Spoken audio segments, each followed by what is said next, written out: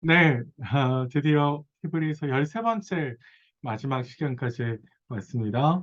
자, 마지막 시간 히브리서 13장 1절부터 19절 마지막 권면 단락을 살펴보고요. 편지를 마무리하는 20절부터 25절까지 같이 살펴보도록 하겠습니다. 너희 합당한 반응이 이제 12장 1절부터 13장 19절까지 있는데 저희가 12장 1절부터 28절까지 지난 시간에 살폈습니다. 자, 마지막으로 하나를 더 살펴볼 텐데, 요 단락은 12장 18절부터 연결되어 있는데, 새 언약의 자리에 우리가 이르렀다. 그래서 새 언약의 자리를 받자, 은혜를 받자, 13장부터 나오는 이야기는 바로 새 언약의 은혜를 받은 사람들이 이렇게 주어지는 권면. 현실적으로 독자들의 지금 주어진 상황 속에서 현실적으로 어떤 걸 해야 되는지. 근데 이제 성격이 우리가 앞에서도 봤는데요. 새 언약의 자리에 이르렀다. 새 언약을 거절하지만 은혜를 받자라고 이야기했잖아요. 그거만 맞물려서 그러면 은혜 받는 사람의 모습은 어떠해야 되는가? 그래서 독자들의 상황을 살펴보면서 13장 1절부터 19절까지 있는 이야기를 하고 있습니다. 같이 볼까요? 문단은 이렇게 크게 세 개로 나눌 수 있을 것 같은데요. 처음에는 사랑과 긍휼을 요구합니다. 그 대표적으로 그걸 요구하고 난 다음에 7절부터 17절은 본을 보였던 지도자들, 현재 본을 보이고 있는 지도자들의 모습을 잘 본받아서 그들이 보여준 믿음의 본을 따라가야 된다라고 이야기하고 있고요. 18절부터 19절은 이 서신을 쓰고 있는 저자들을 위해서 기도를 하는 그런 기도의 요청을 담고 있습니다. 예, 하나씩 좀 살펴볼까요? 13장 1절부터 6절은 신앙의 일반적인 삶과 관련해서 독자들을 권면하는 자리인데요. 1절부터 3절까지는 사랑과 긍휼을 요구하고 있습니다. 예, 주체가 이제 세 명이 등장하는데 형제가 1절에 등장하고 2절은 손님이고 그리고 3절 쭉 가면은 학대받는 자라는 거죠. 어쩌면은 이게 가까이 있는 사람에서부터 저기 멀어질 수 있는 사람까지 이제 이야기를 했다라고 볼 수 있는데, 형제는 늘 같이 보는 공동체의 지체들이니까 같이 볼 수 있죠. 손님은 어쩌다가 한 번씩 볼 수 있는 사람들이잖아요. 여러 명 이제 손님들이 올 수 있고, 근데 나그네, 그리고 갇힌 자들, 특별히 나그네나 갇힌 자들 같은 경우에는 돌보기가 굉장히 어렵거든요. 특별히 갇힌 자는 정말 멀어질 수 있습니다. 왜? 막 이렇게 엮여서 들어갈 수 있기 때문에, 그리고 핍박이 주어지는 상황 가운데 있기 때문에 사실 굉장히 어렵죠. 그러니까 형제나 손님이나 나그네나 갇힌 자나 다 같이 사랑이 없으면, 긍휼이 없으면 섬길 수 없는 사람들, 거꾸로 말해서 이들에게 이렇게 하라고 하는 것은 사랑과 긍휼을 요구하는 것이다 라고 볼 수 있고, 거꾸로 이걸 잘 하면 이들이 얼마나 사랑의 삶을 살고 있는지, 그리고 얼마나 긍휼의 삶을 살고 있는지를 보여주는 그런 근거가 될 수 있다라는 것이죠. 8절은 음행, 간음을 경고하고 있고요. 아마 이거는 로마 사회가 굉장히 타락한 도시였기 때문에, 로마가 멸망한 게 굉장히 나중에 가보면 결국에 성적으로 타락했기 때문에 멸망했다라고 역사학자들은 이야기하거든요. 그런 점에 있어서 문제를 지적한 것 같고요. 그래서 결혼, 사실은 공동체의 안정은 가정이기 때문에 음란이 가정을 깨고 가정이 깨어지면 공동체가 세워지기 어렵기 때문에 그런 것들을 이야기하는 것 같습니다. 5절과 6절에서는 돈에 대한 이야기를 하는데, 돈을 사랑하지 말고 있는 바를 족한 줄로 알아라. 어렵고 힘든 상황이 되면 사실은 가장 먼저 돈을 집착하기 쉬워요. 왜? 경제적으로 힘을 가지면 어렵고 힘든 상황들을 극복하기가 쉽다라고 생각할 수 있거든요. 사실 앞에서 우리가 살폈는데 독자들은 고난받을 때 자신들의 돈을 빼앗기는 경제적으로 손해를 보는 상황도 잘 감수했는데, 박해가 계속되면 나도 모르는 사이에 그런 마음들이 약해져서 경제적으로 뭔가 채우려고 하는, 그래서 그걸로 하여금 내 방패막이로 삼는다든가 내 삶의 안전을 위한 발판으로 삼으려고 하는 유혹이 많이 생길 수 있습니다. 저자는 그래서 6절에 5절이네요. 5절 그가 친히 말씀하시기를 내가 결코 너희를 버리지 아니하고 너희를 떠나지 아니하리라. 이렇게 신명의 말씀을 인용했는데 이건 결국에 우리를 지키시는 이가 지키는 존재가 돈이 아니라 돈으로 우리가 우리의 안전을 지킬 수 있는 게 아니라 우리의 영혼을 살 수 있는 게 아니라 하나님이 계셔야 된다라고 하는 것을 이야기해 주는 것이라고 볼 수 있습니다. 예, 1절부터 6절에 우리 일상의 삶에서 사랑의 삶을 사는 것, 거룩한 삶을 사는 것, 하나님에 대한 신뢰를 가지는 거라면 7절부터 11절은 독자들에게 본을 보여준 지도자들, 그리고 지금 독자들을 신앙으로 이끌고 있는 사람들의 교훈들을 잘 따라가야 된다라는 이야기를 하고 있고요. 그 중간에 왜 그 사람들의 의견을 따라가야 되냐면 잘못된 교훈은 잘못된 결과를 만들어내고 바른 교훈은 바른 결과를 만들어내기 때문이다. 그래서 잘못된 교훈과 바른 교훈을 대비해서 8절부터 16절을 설명하고 있거든요. 이런 점에 있어서 같이 좀 생각해 보시면 좋을 것 같아요. 자, 하나씩 또 볼까요? 7절입니다. 하나님의 말씀을 너에게 일러주고 너를 인도하는 자들을 생각하며 그래서 그들의 믿음을 본받으라라고 이야기합니다. 제가 앞에서 이 과거 지도자들이라고 보는 이유가 뭐냐면 인도했던이라는 말을 쓰고 있기 때문에 그렇습니다. 과거형으로 쓰고 있죠. 그러니까 지금까지 여러분들을 인도해 왔던 지도자들, 어쩌면은 이 말투로 봐서는 이들이 현재는 없는 아마 돌아가셨을 가능성이 있는데요. 그래서 그들의 말씀을 일러주고 인도했던 그들이 어떻게 여러분들을 믿음으로 인도해 왔는지를 잘 생각해 보십시오. 그들의 믿음을 본받으십시오. 이렇게 이야기하고 있는데 결국 그것은 삶을 따라가라 라고 이야기하는 것이죠. 왜요? 그들이 보여준 형실의 결말은 선한 것이기 때문에 그렇죠. 믿음으로 그들의 열매를 맺었기 때문에 그래서 그들을 잘 따라가라. 한마디로 말하면 여러분들에게 오늘 보여주었던 믿음의 지도자들을 잘 따라가셔야 됩니다. 그들이 어떻게 행동했는지 잘 생각해 보십시오. 그들이 유대교로 넘어갔습니까? 그렇지 않지 않습니까? 그들이 유대교와 얼마나 친절하게 철저하게 싸웠습니까? 이런 걸 생각해 보라는 거죠. 그래서 8절과 9절에는 먼저 다른 교훈에 이끌리지 말라라고 강하게 경고를 합니다. 9절에 보세요. 여러 가지 다른 교훈에 이끌리지 말라라고 이야기하는데 그 전에 이거 너무 관련이 없는 것 같은데 라는 9절 예수 그리스도께서는 어제나 오늘이나 영원토록 동일하십니다. 우리 찬양에도 있잖아요. 요 말을 갑자기 넣어서 이게 문맥으로 어떻게 연결되나 라고 이야기를 하는데 이 말을 하시는 것은 예수는 언제나 변함없이 대제사장으로서 왕으로서 우리 곁에서 우리 고난에 공감하시고 우리 아픔을 아시고 그래서 능히 우리를 도와줄 수 있는 분. 이게 우리가 2장을 하면서 공부했던 거잖아요.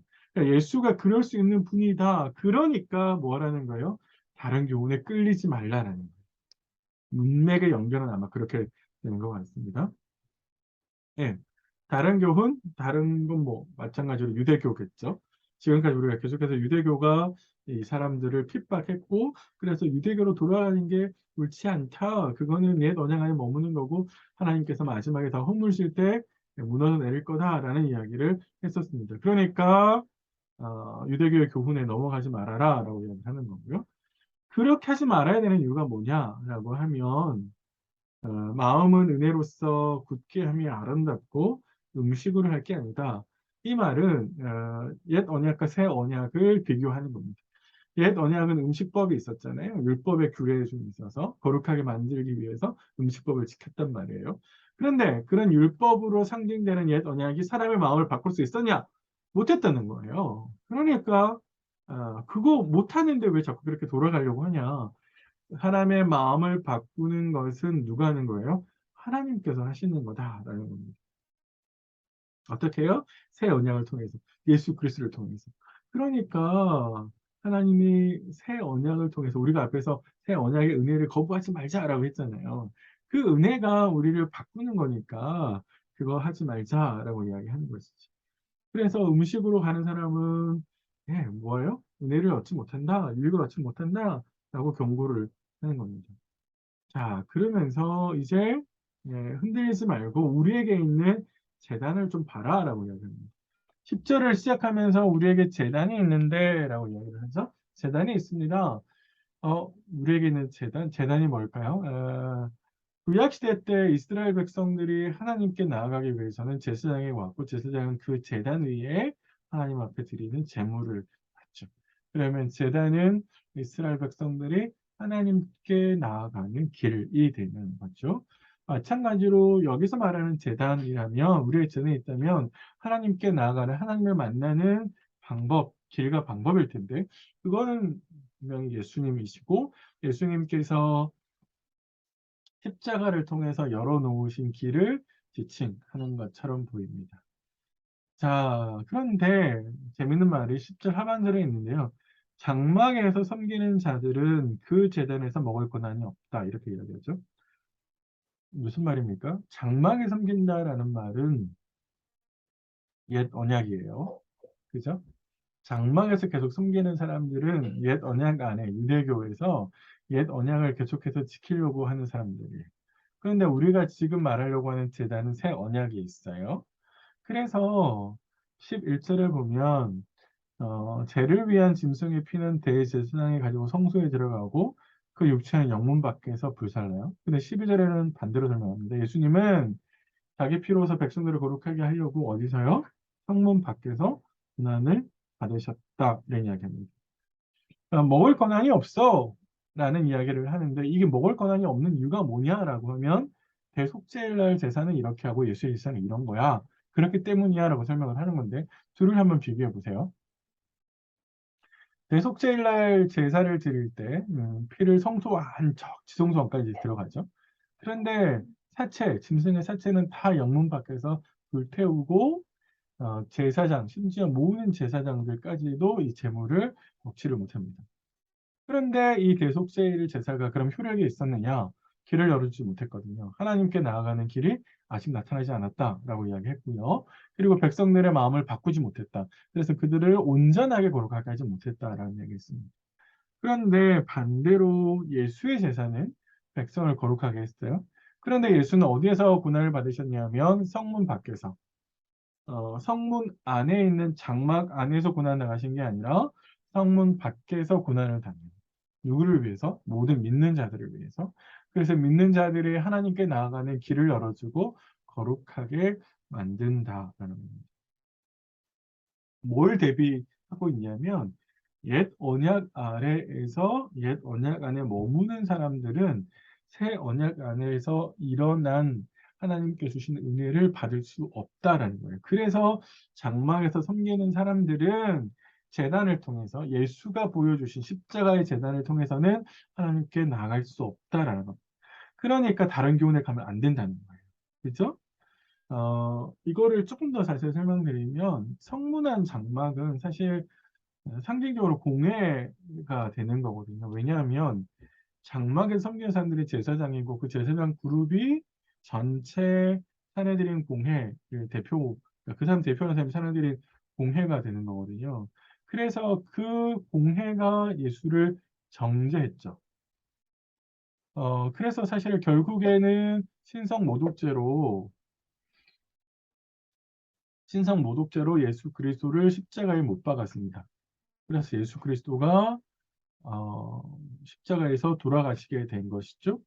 그런데 반대로 성문 안에 있는 장막에 있는 사람들, 그러니까 결국에 이 공회의 사람들은 예수를 정죄하고 모독하는 자리가 되는 거죠. 그러니까 장막에서 뭔가를 계속 하려고 하는 것은 예수를 모욕하는 것이고 예수를 신성모독죄로 처형했던 사람들을 어떻게 하는 거예요? 동참하는 거라는 거죠. 그 사람들의 모습에. 그런데 예수는 어디에서 있었습니까? 성문 밖에서 있었다라고 이야기했죠. 그 육체는 성문 밖에서 고난을 받으셨습니다. 그러니까 성문 밖에 있는 사람들이 그래서 십자가 제사에 동참할 수 있다는 거죠. 그러니까 다시 처음으로 거꾸로 올라가면 장막에 섬기는 자들, 성문 안 장막에서 섬기는 자들은 예수 그리스도에 동참할 수도 없고 그래서 예수의 제사에 동참 못하기 때문에 먹을 권한이 없는 것이고 하나님의 은혜를 받지 못하는 거죠. 예, 그러니까 이거 굉장히 설명을 복잡하게 해드린 것처럼 보이는데 옛 언약으로 돌아가면 안 된다는 이야기를 하는 겁니다. 다른 교훈에 끌리지 말라. 그게 뭐였어요? 유대교의 압박을 받아서 흔들리지 말라라고 하는 거고, 그게 음식법이 결국 율법으로 대표되는 그 옛 언약이 사람의 마음을 바꾸지 못한다. 그러니까 그렇게 가면 안 된다라고 이야기하는, 거꾸로 어디로 가자는 거예요? 예수에게로 가자라고 이야기하는 겁니다. 자, 그래서 13절에 그런즉 우리도 그의 치욕을 짊어지고 영문 밖으로 그에게 나아가, 예수에게로 나아가자. 우리 앞에서부터 계속 한 게 예수를 붙들자, 예수를 생각하자 이거였잖아요. 똑같습니다. 치욕을 짊어지고 영문 밖으로 나아가자 이렇게 얘기하는데, 그래서 처음에 결단을 요청합니다.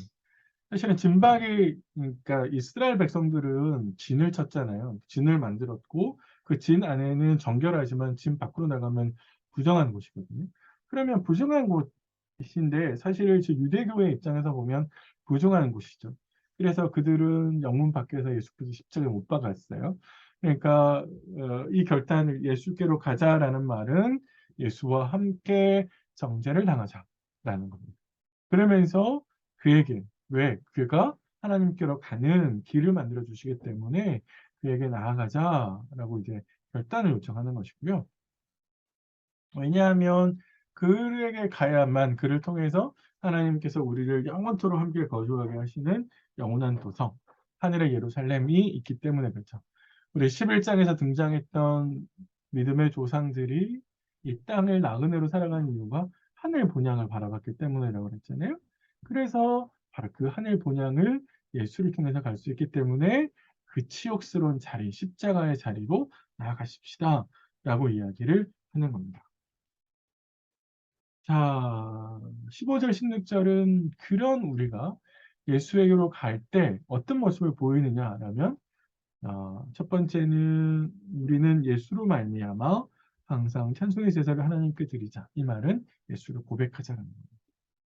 예수를 부정하지 말고 우리의 일상에서 예수가 나의 주고 나의 그리스도고 그분이 제 제사장이고 그분이 내 왕이십니다 라고 하는 것을 명확하게 고백하십시다라는 말을 이제 이렇게 하는 거고요. 두 번째는 바로 그 고백에 맞는 선행과 나눔이 있어야 됩니다.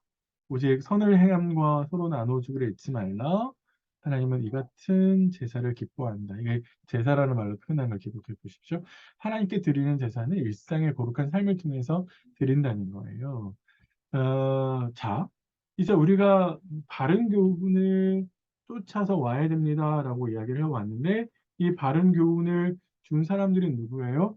그건 바로, 누구예요? 지도자들이란 거죠.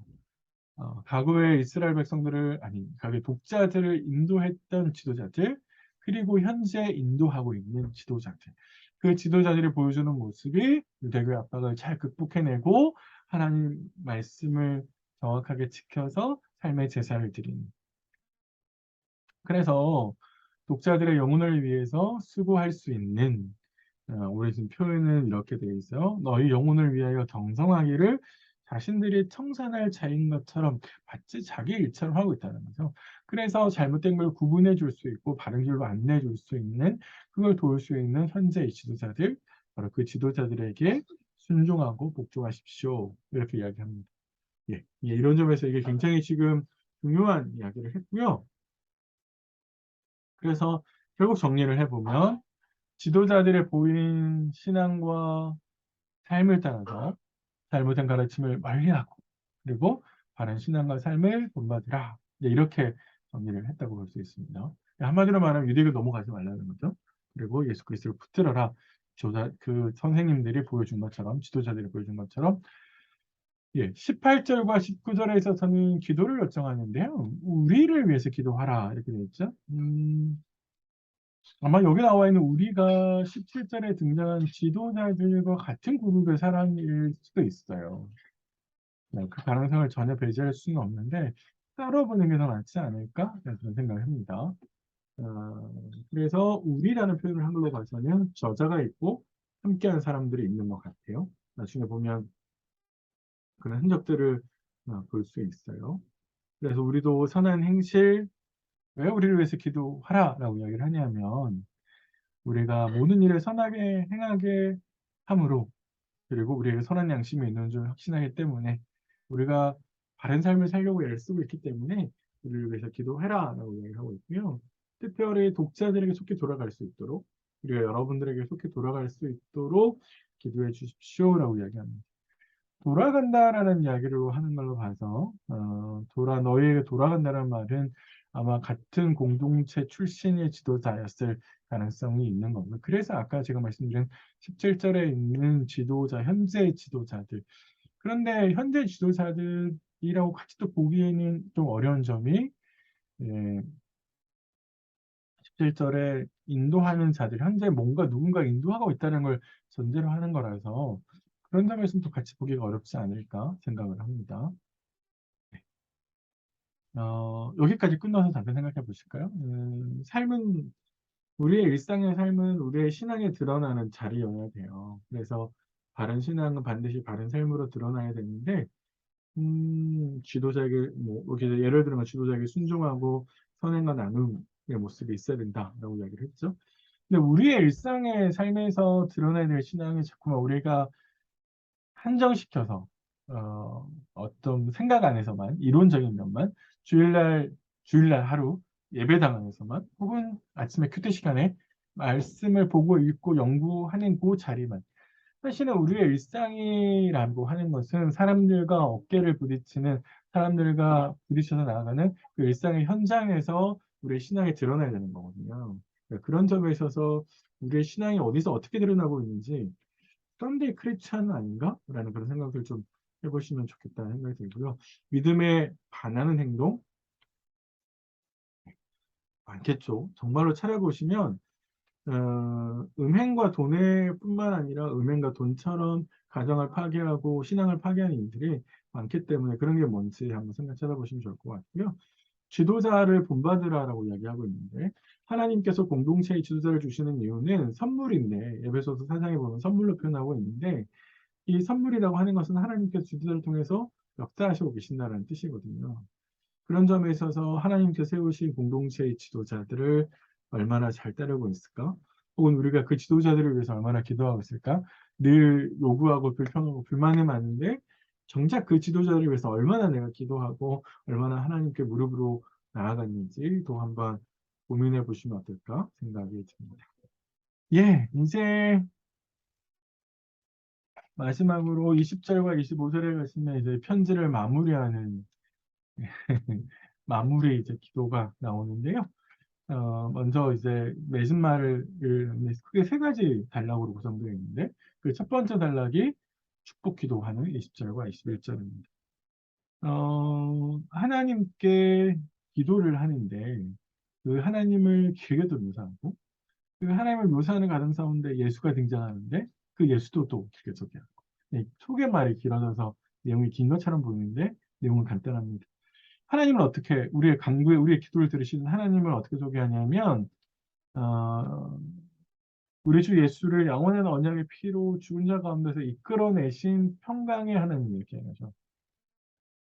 두 가지를 보셔야 되는데 예수를 죽은 자 가운데서 이끌어내셨다. 그건 예수의 부활을 이야기하죠. 예수를 살려내셨다라는 것이고 예수를 살려내셨다라고 하는 것은 하나님의 능력인데 근데 그 가운데 다시 평강이라는 거죠. 이건 평화의 하나님인데 전쟁이 없는 샬롬의 하나님이잖아요.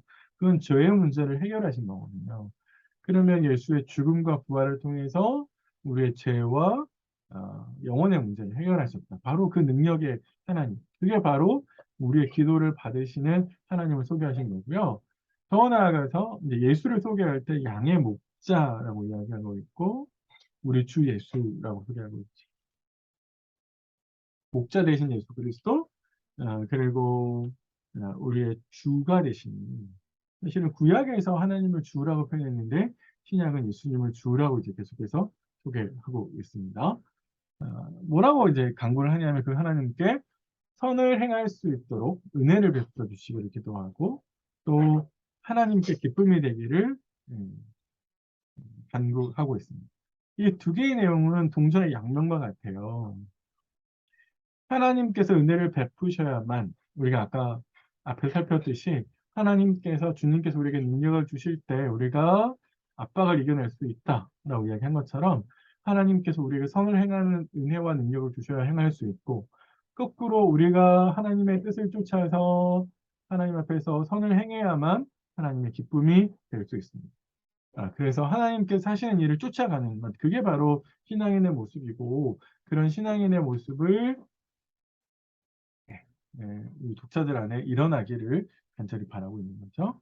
자, 그리고 난 다음에 그에게 영광이 그에게 세세무궁토록 있을지어다, 이렇게 이야기하고 있는데요. 바로 앞에 이거는 이제 관계사, 우리 관계대명사 아시잖아요. 관계대명사 앞에 선행사로 등장하는 분이 예수님이니까 그에게라고 바로 받으면 하나님이라기보다는 예수이고, 예수에게 영광을 돌리는 것으로 표현하고 있습니다. 어, 바울의 서신 가운데서도 예수를 하나님이라고 묘사하기도 하고, 또 하나님과 함께 예수를 은혜를 주시는 분이라고 묘사를 하고 있어서, 그리고 우리는 줄곧 예수를 왕 대제사장이라고 앞에서 줄곧 소개해 왔기 때문에 그 예수에게 영광을 돌린다라는 말이 어색하지는 않을 것 같습니다. 자, 그리고 나서 22절부터 24절은 개인적인 이야기를 하는데요. 첫 번째는 겉면의 말을 좀 용납해 주기를. 사실은 때로는 거칠게, 때로는 따돌리면서 독자들을 위해서 이야기했는데, 내가 이거 내 사랑을 표현한 거니까 좀 잘 받아줘라고 이야기했죠. 특별히 형제들아 라는 말 속에는 서로 이런 애정 어린 마음을 담아낸 표현이라고 볼 수 있습니다. 디모데의 석방 소식도 이제 전하는데요. 아마 디모데를 우리 형제라고 하는 걸로 봐서는 독자들도 이미 잘 알고 있는 것 같고, 그러면 독자들도 이미 디모데가 갇혔다라고 하는 것도 잘 알 것 같고, 디모데와 함께 갇혔다라고 하면 저자 그룹은 디모데와 함께 사역을 했거나 적어도 바울의 사역과 어느 정도 관련이 있었을 가능성이 있어 보입니다. 그가 오면 함께 방문하겠다라는 것도 이야기하고요. 마지막으로는 문안을 요청하고 문안을 걷는 것. 너희를 인도하는 자들과 및 모든 성도에게 문안하라. 아마 다른 그룹에 있는 사람들에게도 문안을 얘기하고요. 이달리아에서 온 자들도 너희에게 문안한다. 이달리아에서 누군가가 왔다라면 이 독자들은 거꾸로 이달리아에 있었을 가능성이 있고, 그래서 여러분들에게 온 사람들, 아마 그 사람들이 적어도 독자들의 상황과 형편을 전해 주었을 가능성이 있고, 그걸 받아서 편지를 쓸 수 있다라고 추정할 수 있습니다. 그 사람들이 문안을 걷는다라는 거. 마지막으로는 은혜를 받으십시다.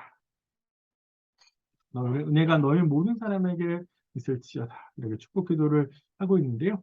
앞에서 은혜를 받자라고 얘기했는데 바로 그 은혜가 모든 사람에게 있기를, 이제 서신을 마무리하는 축복의 인사말을 마지막으로 건넸습니다. 네. 적용하고 생각해야 될 점 하나만 좀 보시면, 선을 행할 때 하나님이 기뻐하시는데, 우리가 이제, 자꾸만 하나님 앞에 은혜를 구하지만, 실제로 은혜를 받은 사람으로서의 선행은 자꾸 뒷전으로 물러나는 거 아닌가. 하나님께 도움을 요청하지만, 그리고 하나님께서 간구하면서 하나님께서 뭔가 문제를 해결해 주시기를 요청하지만, 자꾸 우리가 하는 거는 정말로 하나님께서 뭐라 그럴까요? 우리를 인도해 가실 때, 어, 우리가 자꾸 은혜만을 강구하고 실제로 우리가 해야 될 의무, 선행은 자꾸 뒷전으로 미루는 건 아닌지, 그런 점에서 좀 생각해 보셨으면 좋겠습니다. 그래서 이번 주에 꼭 하셔야 될 걸 좀 정해 보시고요. 그래서 선행은 어떤 걸, 내가 어떤 선을 행해야 될 것인가, 또 공동체 누구를 돌본다든지 누구에게 나누어 준다든지 그런 선행들을 꼭 좀 정하셔서 해보시면 어떨까, 그런 생각이 듭니다. 수고하셨고요. 이렇게 해서 히브리서 강의를 제가 좀 끝을 내야 될 것 같고요. 다음 영상은 이제 레위기 후반부에서 시작되는데, 레위 18장에서부터 순서에 맞춰서 또 강의해서 듣도록 하겠습니다. 히브리서 계속 길게 왔는데요. 너무너무 수고 많이 하셨습니다. 히브리서를 좀 잘 소화하셔서 믿음의 삶을 같이 좀 살아낼 수 있었으면 좋겠습니다. 마지막이니까 제가 좀 기도할까요? 하나님, 저희가 그동안에 히브리서를 쭉 같이 공부해 왔습니다. 예수가 누구인지 저자가 설명했고, 또 예수를 믿는 사람들이 어떻게 살아야 되는지도 설명했습니다. 곧 우리 안에 믿음을 가르친 것인데, 히브리서를 같이 공부한 우리 모두에게 하나님 믿음이 있게 하시고, 믿음에 합당한 삶을 살아갈 수 있도록 도와주십시오. 거룩하신 예수님의 이름으로 기도드리옵나이다. 아멘. 네, 너무너무 수고 많으셨습니다. 다음 영상에서 뵙겠습니다.